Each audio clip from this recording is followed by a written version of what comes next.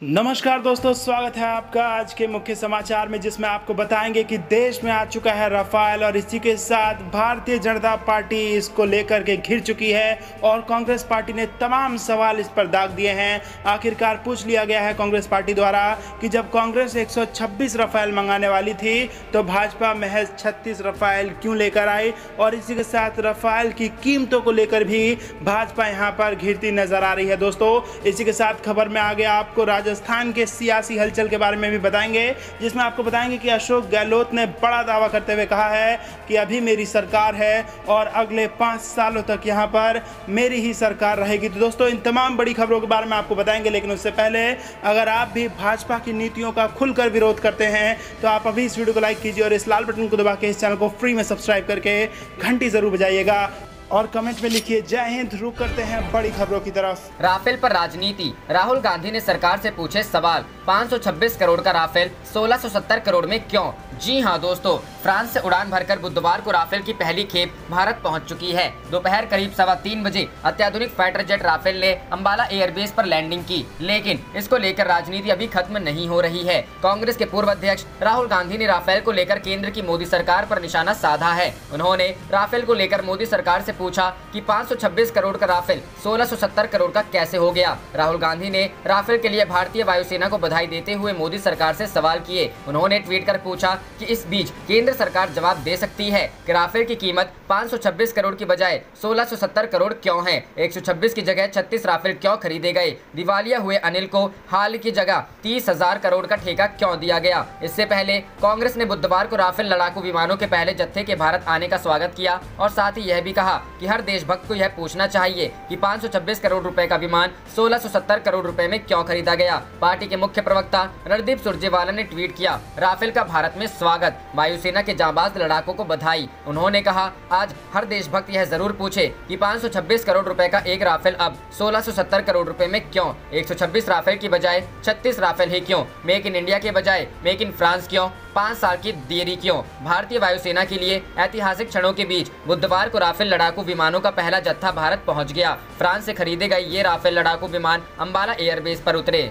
रुख करते हैं अगली खबर की तरफ। सुरजेवाला ने राफेल का किया स्वागत, सरकार पर उठाए सवाल, कहा 126 राफेल की बजाय 36 ही क्यों? जी हां दोस्तों, फ्रांस की कंपनी दसॉ द्वारा निर्मित बेहद ही शक्तिशाली लड़ाकू विमान राफेल भारत पहुंच चुके हैं। 5 राफेल विमानों का ग्रुप फ्रांस से करीब 7000 किलोमीटर की यात्रा पूरी कर हरियाणा स्थित अंबाला एयरफोर्स स्टेशन पहुँच गए। अंबाला एयरफोर्स स्टेशन पहुँचने के बाद राफेल विमानों का वाटर सैल्यूट दिया गया। भारत के लिए ये एक ऐतिहासिक दिन है। बुधवार को फ्रांस से 5 राफेल लड़ाकू विमानों ने भारत में लैंड किया। राफेल के भारत पहुंचने पर कांग्रेस ने देश के लिए इसे बड़ी उपलब्धि बताते हुए खुशी जाहिर की और इसका स्वागत भी किया। कांग्रेस नेता रणदीप सुरजेवाला ने भारतीय वायुसेना को राफेल के आगमन पर बधाई दी, लेकिन सरकार पर तंज भी कसा। कांग्रेस नेता रणदीप सुरजेवाला ने केंद्र की मोदी सरकार पर तंज कसते हुए ट्विटर पर लिखा, राफेल का भारत में स्वागत, वायुसेना के जांबाज लड़ाकुओं को बधाई। आज हर देशभक्त ये देश की सरकार से ये सवाल जरूर पूछे, 526 करोड़ का एक राफेल अब 1670 करोड़ में क्यों? 126 राफेल के बजाय 36 से क्यों? मेक इन इंडिया की बजाय मेक इन फ्रांस क्यों? 5 साल की देरी क्यों? रुख करते हैं अगली खबर की तरफ। बीजेपी के वरिष्ठ नेता ने अपनी ही सरकार को घेरा, राज्य की स्वास्थ्य सेवाओं को लेकर उठाए सवाल। जी हां दोस्तों, मध्य प्रदेश के पूर्व मंत्री और जबलपुर की पाटन सीट से बीजेपी विधायक अजय विश्नोई ने मध्य प्रदेश की स्वास्थ्य सेवाओं पर सवाल उठाते हुए अपनी ही सरकार को घेरे में खड़ा कर दिया है। वहीं इस मुद्दे को बिना किसी देरी के लपकते हुए मध्य प्रदेश कांग्रेस के मीडिया कोऑर्डिनेटर नरेंद्र सलूजा ने हाँ में हाँ मिलाते हुए शिवराज सरकार को निशाने पर लिया है। दरअसल बीजेपी के वरिष्ठ नेता अजय विश्नोई ने ट्वीट कर कहा कि सीएम शिवराज सिंह चौहान चिरायू अस्पताल में स्वास्थ्य का लाभ कर रहे हैं। मेरी शुभकामना है कि शीघ्र स्वस्थ होकर वापस लौटे। साथ ही मुख्यमंत्री जी से अनुरोध है, चिरायू अस्पताल में रहते हुए यह भी देखें कि चिरायू में ऐसा क्या है जो हम नो लिमिट बजट और सतत मॉनिटरिंग के बाद भी प्रदेश के एक भी शासकीय मेडिकल कॉलेज 4 माह में नहीं बना पाए। क्यों प्रदेश के सभी वीआईपी चिरायू की शरण में जाने मजबूर हैं? वहीं मध्य प्रदेश कांग्रेस के मीडिया कोऑर्डिनेटर नरेंद्र सलूजा ने भी इस ट्वीट को लेकर पूर्व मंत्री अजय विश्नोई से ठीक सवाल उठाया है। क्या कारण है कि सीएम सहित सारे वीआईपी चिरायू में इलाज करवा रहे हैं? आखिर वहां ऐसा क्या है? क्या कारण है कि 15 वर्ष की भाजपा सरकार में एक भी ऐसा शासकीय अस्पताल नहीं बना? कोरोना से इलाज के लिए एक भी शासकीय मेडिकल अस्पताल तैयार नहीं हुआ। रुख करते हैं अगली खबर की तरफ। सियासी संकट के बीच मुख्यमंत्री गहलोत का बड़ा बयान, कहा राजस्थान में 5 साल तक मजबूती से चलेगी सरकार। जी हां दोस्तों, राजस्थान में सियासी संकट लगातार गहराता जा रहा है। राजनीति के चाणक्य माने जाने वाले मुख्यमंत्री अशोक गहलोत के लिए इस बार का सियासी संकट अधिक कठिन दिखाई दे रहा है। अपने राजनीतिक जीवन में ऐसी कई मुश्किलों से पार आ चुके अशोक गहलोत के लिए इस बार कहीं से भी राहत मिलती नहीं दिख रही है। इस संकट को गहलोत ने समय रहते भांप तो लिया, लेकिन इसे खत्म करने में वह सफल नहीं हो पा रहे हैं। कई प्रयासों के बाद भी उन्हें मन मुताबिक परिणाम मिलते नहीं दिख रहे हैं। हालांकि इन सब के बावजूद मुख्यमंत्री गहलोत डटे हुए हैं। आज नवनियुक्त प्रदेश कांग्रेस अध्यक्ष गोविंद सिंह डोटासरा के पदभार ग्रहण समारोह में अशोक गहलोत ने एक बार फिर कहा कि केंद्र सरकार के सहयोग एवं धन बल की मदद से षड्यंत्र चल रहा है, लेकिन चिंता करने की आवश्यकता नहीं और उनकी सरकार पूरे 5 वर्षों तक मजबूती के साथ चलेगी। गहलोत ने कहा कि विधानसभा बुलाने की मांग तो विपक्ष की ओर से की जाती है, लेकिन प्रदेश में यह मांग सरकार कर रही है। इस दौरान अशोक गहलोत ने कहा कि हमारे में आगे का मुकाबला करने का दमखम है। पूरे 5 सालों तक मजबूती के साथ राजस्थान में सरकार चलेगी। इसके साथ ही आपको बता दें कि राज्यपाल कलराज मिश्रा ने एक बार फिर विधानसभा सत्र बुलाए जाने को लेकर मुख्यमंत्री अशोक गहलोत का प्रस्ताव खारिज कर दिया है। कलराज मिश्रा ने लगातार तीसरी बार सत्र बुलाने की फाइल को सरकार को वापस लौटा दी है। मुख्यमंत्री एक बार फिर राज्यपाल कलराज मिश्रा से मिलने के लिए राजभवन पहुंचे। कलराज मिश्रा से मुलाकात से पहले गहलोत ने कहा कि राज्यपाल ने विधानसभा सत्र बुलाने का प्रस्ताव तीसरी बार खारिज कर दिया है। वह क्या चाहते हैं यह जानने के लिए मैं राजभवन जा रहा हूं। मुख्यमंत्री अशोक गहलोत ने कहा है कि तीसरी बार राज्यपाल ने प्रेम पत्र भेजा है, अब मैं उनके साथ चाय पीने जा रहा हूं। क्या बात है।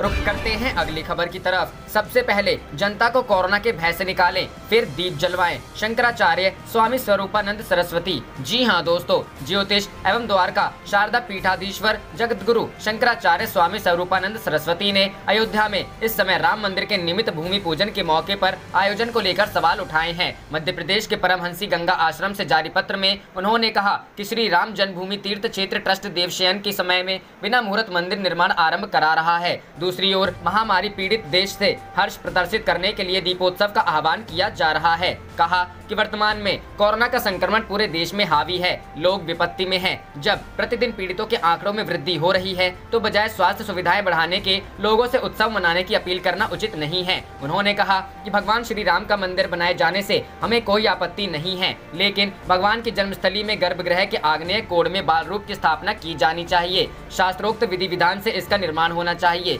शंकराचार्य ने सर्वोच्च न्यायालय में सुनवाई के समय की घटना का स्मरण कराते हुए कहा कि न्यायालय में सुनवाई के दौरान जब सभी न्यायाधीशों द्वारा एक सवर में यह पूछा गया कि श्री राम का जन्मस्थल कहाँ है, तब भारतीय जनता पार्टी या उसके अनुषंगिक संगठन और समर्थक अधिवक्ता आदि जन्मभूमि का सटीक स्थल नहीं बता पाए थे। ऐसे समय में शंकराचार्य जी महाराज ने श्री राम जन्मभूमि पुनरुद्धार समिति की ओर से पक्षकार होने के नाते अपने अधिवक्ता श्री परमेश्वर नाथ मिश्रा एवं सुश्री रंजना अग्निहोत्री के माध्यम से न्यायालय को 300 से अधिक प्रमाणों के साथ यह जानकारी दी थी कि श्री राम की जन्मभूमि इसी स्थल पर है। कोरोना से पीड़ित जनता के स्वास्थ्य की चिंता करते हुए शंकराचार्य ने कहा कि इस समय सरकार का एक ही कर्तव्य है कि वह देश को कोरोना महामारी के संकट से मुक्ति दिलवाएं, हर शहर हर गांव में इलाज की सुविधा उपलब्ध करवाएं, कोरोना संक्रमण से निजात पाने के लिए युद्ध स्तर पर प्रयास करें। इस अति आवश्यक कार्य को न कर मंदिर की बातों से लोगों का ध्यान न भटकाएं। साथ ही कहा कि जिस घर में कोरोना से कोई भी व्यक्ति संक्रमित होगा या मरा होगा वह कैसे दीप जलाकर हर्ष मनाएगा। अतः सबसे पहले कोरोना भगाएं,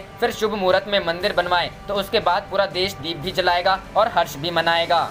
करते हैं अगली खबर की तरफ। बड़ी खबर, एनडीए में घमासान तेज, चिराग पासवान ने नीतीश के एजेंडे को खारिज किया, समर्थकों से फिर कहा हर परिस्थिति के लिए तैयार रहें। जी हां दोस्तों, बीजेपी की तमाम कोशिशों के बावजूद बिहार एनडीए में छिड़ा घमासान कम होने के बजाय तेज होता जा रहा है। नीतीश कुमार से बेहद नाराज लोक जनशक्ति पार्टी के अध्यक्ष चिराग पासवान ने एक बार फिर नीतीश के दबाव के सामने नहीं झुकने का खुला ऐलान कर दिया है। अपने समर्थकों के साथ बैठक में चिराग पासवान ने नीतीश कुमार के चुनावी एजेंडे को खारिज कर दिया। चिराग ने अपने समर्थकों को एक बार फिर से कहा है कि वे किसी परिस्थिति के लिए तैयार रहें। दरअसल मंगलवार को ही चिराग पासवान ने अपनी पार्टी के जिला से लेकर प्रदेश स्तर के तमाम नेताओं के साथ वीडियो कॉन्फ्रेंसिंग की थी। एलजेपी के सूत्रों से मिल रही जानकारी के मुताबिक इस बैठक में चिराग पासवान ने नीतीश कुमार के रवैये को लेकर सख्त नाराजगी जाहिर की। चिराग पासवान ने अपने समर्थकों को फिर से कहा कि वे किसी परिस्थिति के लिए तैयार रहें। बिहार में गठबंधन का स्वरूप बदल ही सकता है। दरअसल नीतीश कुमार की पार्टी ने बता दिया है कि इस बार का चुनाव में उसका एजेंडा लालू राबड़ी के 15 साल साल बनाम नीतीश का 15 साल होगा। चिराग ने अपने समर्थकों के साथ बैठक में इस एजेंडे को खारिज कर दिया। उन्होंने नीतीश का नाम तो नहीं लिया, लेकिन पूछा कि 15 साल बनाम 15 साल का नारा देने वाले बताएं कि बाद के 15 साल में क्या हुआ। क्या नली गली बनाना ही विकास है? अगर बाद के 15 साल में बिहार का विकास हुआ तो शिक्षा के लिए बाहर जाने वाले बिहार के बच्चों की तादाद क्यों लगातार बढ़ती जा रही है? इलाज के लिए बाहर जाने वालों की तादाद क्यों बढ़ती जा रही है? राजस्थान के कोटा जैसे शहर में कई कोचिंग चल रहे हैं, वहाँ पढ़ने वाले बच्चे बिहारी हैं, टीचर बिहारी हैं और कई कोचिंग संचालक भी बिहारी हैं। फिर वे सब बाहर क्यों चले गए? क्यों नहीं पटना बिहार बन गया? रुख करते हैं अगली खबर की तरफ। टीएमसी नेता ने जताई भूमि पूजन पर आपत्ति, कहा पीएम को इस्तीफा दे देना चाहिए। जी हां दोस्तों, अयोध्या में 5 अगस्त को होने वाले राम मंदिर के भूमि पूजन को लेकर तैयारियां जोरों पर हैं। इसके लिए अयोध्या को दुल्हन की तरह सजाया जा रहा है। पीएम मोदी खुद इस आयोजन में शामिल होने वाले हैं, लेकिन कोरोना काल में होने जा रहे इस भव्य कार्यक्रम में पीएम मोदी के शामिल होने पर विपक्ष के कई नेता उन पर जुबानी हमले भी कर रहे हैं। इसी क्रम में टीएमसी नेता इदरिस अली ने कहा कि 5 अगस्त को राम मंदिर भूमि पूजन समारोह में भाग लेने से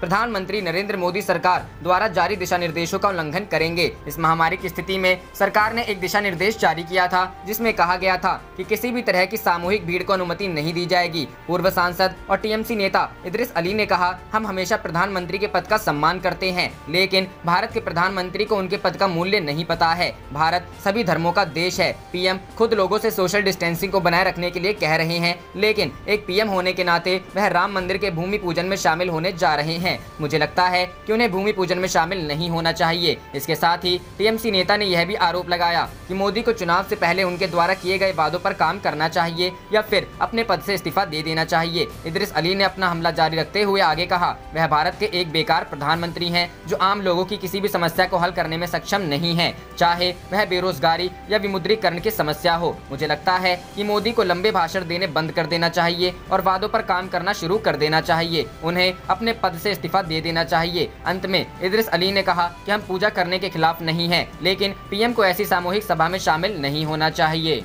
रुख करते हैं अगली खबर की तरफ। बकरीद पर सीएम उद्धव ठाकरे ने रियायत देने से किया मना तो शरद पवार के पास पहुंच गए मुस्लिम विधायक, जाने पूरा मामला। जी हां दोस्तों, महाराष्ट्र के मुख्यमंत्री उद्धव ठाकरे हैं। उद्धव ठाकरे खुद भी कहते हैं कि गाड़ी की स्टीयरिंग उनके हाथ में है, पर गाहे बगाहे ऐसे उदाहरण सामने आ जाते हैं जिससे इस बात को हवा मिलती है कि सरकार का रिमोट कंट्रोल शरद पवार के हाथ में है। बकरीद को लेकर जब मुस्लिम विधायकों की मुख्यमंत्री उद्धव ठाकरे से बात न बनी तो अब मुस्लिम विधायक शरद पवार के पास पहुंचे हैं और उम्मीद लगाए हैं कि मुख्यमंत्री ने तो सुनी नहीं, अब शरद पवार से ही उनकी बात बनेगी। महाराष्ट्र में सरकार बने 6 महीने से ऊपर का समय गुजर चुका है। कल उद्धव ठाकरे ने अपना जन्मदिन मनाया था। एक इंटरव्यू में उद्धव ठाकरे ने कहा कि सरकार की स्टीयरिंग उनके हाथ में है। शिवसेना अपने मुख्यमंत्री और अपनी सरकार की पीठ थपथपाती है, पर यह चर्चा जोरों पर रहती है कि सरकार का असली रिमोट कंट्रोल शरद पवार के हाथों में है। बकरीद के त्योहार के लिए मुंबई के मुस्लिम विधायक रियायत की मांग करते हुए पहले मुख्यमंत्री के दरवाजे पर गए। मुख्यमंत्री ने कोरोना वायरस के चलते रियायत देने से मना किया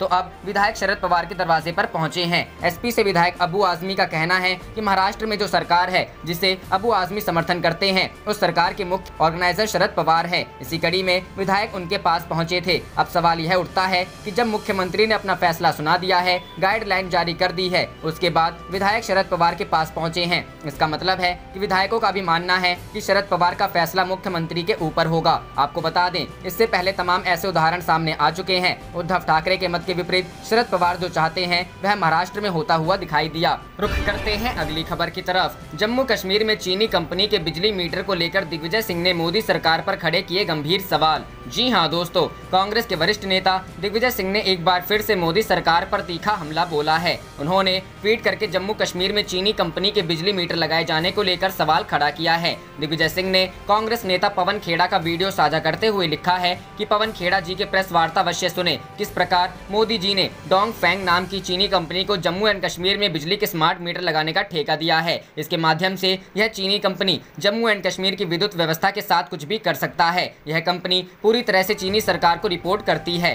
दिग्विजय सिंह ने कई ट्वीट करके इस पूरे मामले में मोदी सरकार को घेरने की कोशिश की है। उन्होंने कहा, भाजपा के वर्तमान केंद्रीय गृह राज्य मंत्री रेड्डी ने 2017 में इस कंपनी के साथ कोई भी समझौता नहीं करने का कई बार अनुरोध किया था, फिर भी मोदी जी ने इस चीनी कंपनी को जम्मू कश्मीर के संवेदनशील संवेदनशील क्षेत्र में स्मार्ट मीटर लगाने का काम सौंप दिया। यह एक और प्रमाण है भाजपा सरकार और मोदी ने राष्ट्रीय सुरक्षा के साथ समझौता किया है। मोदी जी जवाब दे, चीन के विषय में नहीं देंगे। क्यों? कुछ न कुछ जरूर कारण है। पवन खेड़ा ने प्रेस कॉन्फ्रेंस करके पीएम केयर्स फंड में चीनी की कंपनी द्वारा फंड दिए जाने गुजरात में स्मार्ट सिटी, टेक्सटाइल पार्क सहित तमाम प्रोजेक्ट चीनी कंपनियों को दिए। खेड़ा ने कहा कि 2017 के विधानसभा चुनाव में ग्लोबल टाइम्स ने लिखा था, चीनी कंपनियां चाहती हैं कि गुजरात में एक बार फिर से नरेंद्र मोदी की पार्टी की जीत हो। ऐसा होता है तो चीन की कंपनियों को लाभ होगा। इस दौरान पवन खेड़ा ने जम्मू कश्मीर में चीनी बिजली मीटर लगाए जाने को लेकर भी सवाल खड़ा किया, जिसका हवाला देते हुए दिग्विजय सिंह ने मोदी सरकार को आड़े हाथ लिया है।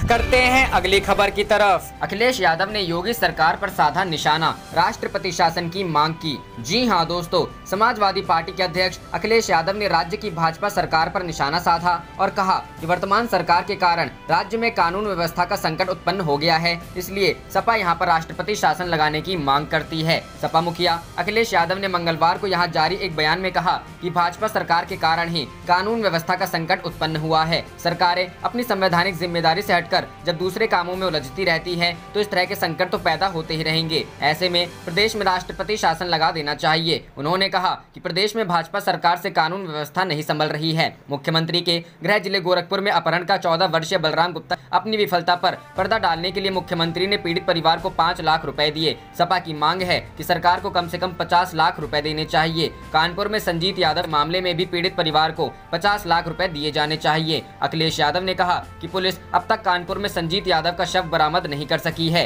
यह भाजपा सरकार के लिए कम शर्मनाक नहीं है। रुख करते हैं अगली खबर की तरफ। बीजेपी में खटपट, योगी आदित्यनाथ के खिलाफ आवाज, बंगाल अध्यक्ष के भी विरोध में बोले सांसद। जी हां दोस्तों, भारत में कोरोना वायरस के दौरान भी अलग अलग राज्यों में सियासी सरगर्मियां जारी है। जहां पहले इसी उठापटक में मध्य प्रदेश में कांग्रेस की सरकार गिरी थी, वहीं मौजूदा समय में अंदरूनी कलह की वजह से राजस्थान की गहलोत सरकार पर भी संकट के बादल मंडरा रहे हैं। हालांकि पार्टी में अंतर्विरोध की यह कहानी सिर्फ कांग्रेस तक ही सीमित नहीं है। कोरोना काल में भाजपा में भी अलग अलग नेताओं के प्रति विरोध के स्वर उठ रहे हैं। इनमें सबसे बड़ा नाम तो उत्तर प्रदेश के मुख्यमंत्री योगी आदित्यनाथ का है। वहीं सबसे ताजा उदाहरण पश्चिम बंगाल के बीजेपी अध्यक्ष दिलीप घोष का है, जिन्हें फिलहाल पार्टी के कुछ नेताओं की टिप्पणियों का सामना करना पड़ा है। कोरोना वायरस संक्रमण की शुरुआत होने से पहले ही यूपी के सीएम योगी आदित्यनाथ को राज्य के अपने विधायकों के साथ मतभेदों का सामना करना पड़ा था। पिछले साल दिसंबर में करीब 100 भाजपा विधायकों ने सीएम योगी से नाराजगी जताते हुए विधानसभा परिसर में ही प्रदर्शन किया था। इन विधायकों का आरोप था कि यूपी में प्रशासन को ही सब कुछ संभालने की जिम्मेदारी दे दी गई। विधायकों ने यह भी कहा था कि अधिकारी आमतौर पर उनकी सुनते नहीं और न ही उनके दिए सुझावों के आधार पर कोई काम करते हैं। इसे लेकर सीएम योगी के खिलाफ लोनी के विधायक नंद किशोर गुर्जर के नेतृत्व में कई विधायकों ने आवाज बुलंद की थी। इसके बाद कोरोना काल के बीच में ही सीतापुर से भाजपा विधायक राकेश राठौड़ की फोन कॉल में हुई एक कथित बातचीत लीक हुई थी। इसमें राठौड़ यह कहते पाए गए थे कि प्रशासन उनकी बातों को नहीं सुनता और किसी व्यक्ति का काम तभी हो सकता है जब वह पंडित या राजपूत हो। उनके इस बातचीत के वायरल होने के बाद यह साफ था कि उत्तर प्रदेश भाजपा में पार्टी विधायकों में ही नेतृत्व के प्रति रोष है। इसके अलावा 27 अप्रैल को राज्य के विधायकों की सीएम से तलखी तब और साफ हो गई जब अलीगढ़ से भाजपा विधायक दलवीर सिंह ने सीएम की जगह सीधे गृह मंत्री राजनाथ सिंह को चिट्ठी लिखकर शहर के जवाहरलाल नेहरू मेडिकल कॉलेज में गड़बड़ी की शिकायत की थी। रुख करते हैं अगली खबर की तरफ। यूपी के लिए बड़ी खबर, 89 जजों का हुआ ट्रांसफर। जी हां दोस्तों, उत्तर प्रदेश में 89 जजों का तबादला कर दिया गया है। इलाहाबाद उच्च न्यायालय प्रशासन ने इसे स्थानांतरित कर दिया है। मीडिया रिपोर्टर्स के अनुसार हाईकोर्ट के महानिदेशक अजय कुमार श्रीवास्तव ने प्रमुख सचिव नियुक्ति विभाग को एक पत्र भेजा है, जिसमें कहा गया है कि परिवार न्यायालय के मोटर कोर्ट क्लेम ट्रिब्यूनल के पीठासीन अधिकारी सहित 89 न्यायाधीशों के निर्णय की सिफारिश की गई है। स्थानांतरण के लिए सिफारिशों की सूची में कालीचरण द्वितीय मुख्य न्यायाधीश परिवार न्यायालय संभल से चंदौसी, हरिकेश कुमार एडीजे बुलंदशहर से मुख्य न्यायाधीश परिवार न्यायालय बुलंदशहर, लालता प्रसाद द्वितीय से एडीजे आजमगढ़ मुख्य न्यायाधीश परिवार न्यायालय आजमगढ़, अविनाश सक्सेना एडीजे लखनऊ से मुख्य न्यायाधीश परिवार शामिल हैं। रुख करते हैं अगली खबर की तरफ। मानसून ने लिया रौद्र रूप, इन इलाकों में अगले 24 घंटे बेहद खतरनाक, होगा भारी से बहुत भारी बारिश। जी हां दोस्तों, पश्चिम बंगाल के पर्वतीय क्षेत्र, सिक्किम, उत्तर बिहार और उत्तराखंड में अगले 24 घंटे के दौरान कहीं कहीं तेज से बहुत तेज और कहीं कहीं अतिवृष्टि का अनुमान है। इसके साथ ही उत्तरी असम, मेघालय, पूर्वी उत्तर प्रदेश, दक्षिण गुजरात, केरल और माहे में अलग अलग स्थानों पर भारी से बहुत भारी वर्षा हो सकती है। जम्मू संभाग, हिमाचल प्रदेश, पश्चिम उत्तर प्रदेश, उत्तर मध्य प्रदेश कोंकण, गोवा, मध्य महाराष्ट्र, उत्तर छत्तीसगढ़, उत्तर झारखंड, उत्तर पश्चिम बंगाल में गंगा के तटवर्ती इलाके, उत्तर ओडिशा, अंडमान निकोबार द्वीप समूह, अरुणाचल प्रदेश, नागालैंड, मणिपुर, मिजोरम, त्रिपुरा, दक्षिण आंतरिक कर्नाटक, दक्षिण तमिलनाडु, पुडुचेरी और कराईकल में कहीं कहीं तेज बारिश होने के आसार हैं। पश्चिम अरब सागर में 50 से 60 किलोमीटर प्रति घंटे तक की तेजी गति के साथ हवा चल सकती है। दक्षिण बंगाल की खाड़ी, अंडमान सागर, कोमोरिन क्षेत्र और केरल कर्नाटक तट और लक्षद्वीप मालदीव क्षेत्रों में 40-50 किलोमीटर प्रति घंटे की तेज गति के साथ हवा चल सकती है और मौसम के प्रतिकूल रहने का अनुमान है। आप देख रहे थे आपका अपना चैनल जय हिंद जय भारत।